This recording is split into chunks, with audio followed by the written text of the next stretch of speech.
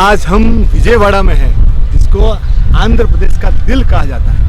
माँ कनक दुर्गा की यहाँ असीम कृपा है। आपको याद दिला दूं, अर्जुन महाभारत के समय यहाँ पे उसने जबरदस्त तपस्याएं की थी। माँ कनक दुर्गा की इस शहर के ऊपर इतनी अनुकंपा है कि यहाँ आपको हर आदमी सुखी मिलेगा।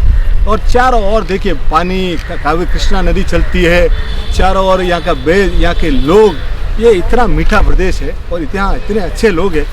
कभी भी समय मिले इधर आना पड़े तो माँ कनक दुर्गा का दर्शन अवश्य कीजिएगा।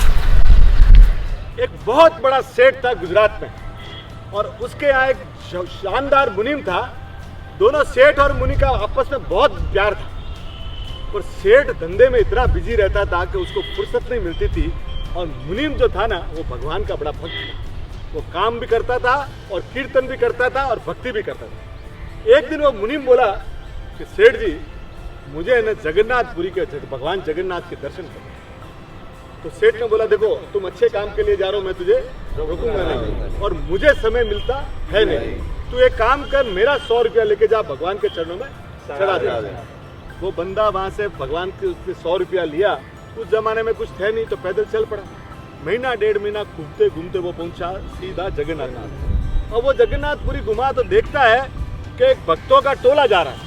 उसमें संत महात्मा भी है, गरीब लोग भी है, भक्त है, सब कीर्तन करते जा रहे हैं भगवान जगन्नाथ का। और इतने शानदार कीर्तन के ये भी मंत्रमुग्ध हो गए। अब वो कीर्तन सुनते सुनते वो देख रहा है 1 घंटा हो गया, 1.5 घंटा हो गया। वो जितने भी संत महात्मा है उनके होठ सूखे पड़ गए, आंखों में पानी है। पर उसने देखा कोई उनको न तो पानी पिलाने वाला है न कोई खाना खिलाने। अब उसके मन में आया कि यार इतने भक्त महात्माओं को ऐसे कैसे। बोला मेरे पास सेठ का दिया हुआ 100 रुपया, मैं इनको लंगर खाना खिला दिया। तो उन्होंने खाना और पानी खिला दिया। अब खिला दिया तो पूरे 98 रुपीज, पूरे 98 रुपये उसके खर्च हो गए। इसने बोला, सेठ ने तो बोला कि मुझे पैसे चढ़ा देना। अब वो गया भगवान जगन्नाथपुरी के मंदिर में, भगवान के दर्शन किए। आपको मालूम होगा दुनिया का सबसे पुराने धामों में से एक है जगन्नाथपुरी। और गया और वो 2 रुपया उसने जो बचा था ना, तो भगवान के चरणों में चढ़ा दिया कि प्रभु मुझे मालूम नहीं, मुझे जो उचित लगा मैंने किया। ये सेठ का पैसा था, मैं आपको अर्पण कर रहा। अर्पण कर दिया। इतने में एक जबरदस्त कहानी में ट्विस्ट आया। उसी रात सेठ को सपना आया, भगवान जगन्नाथ उसके सपने में आया और भगवान जगन्नाथ ने बोला कि मैं तेरे ऊपर बहुत खुश हूँ, तूने मेरे चरणों में 98 रुपीज, 98 रुपये चढ़ाया। और ये कह के वो तो अंतर्ध्यान हो गए। अब आप समय का चक्र देखो, ये पंडित जी महीना, मुनीम जी महीना 1.5 महीना के बाद घूमते घूमते वापस पहुंचे सेठ के वहां।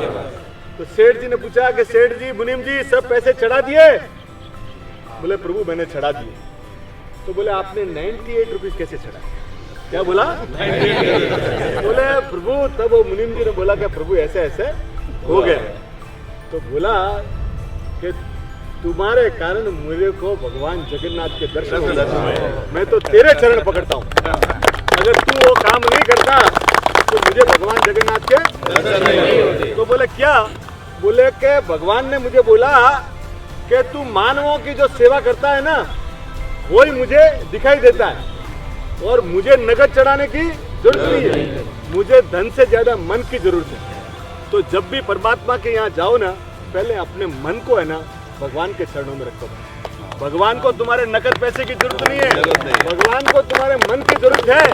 और जीव मात्र की तुम सेवा करते हो ना, वो सीधा भगवान को पहुंचता है। और नकद चढ़ाते हो तो वो तो पहुंचता होगा, पर ये जो लोगों की सेवा करते हैं वो सबसे पहले।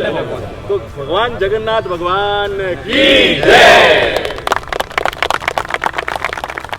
अंकुर नमक, असली नमक। नमक कम ही खाएं पर अच्छा खाएं।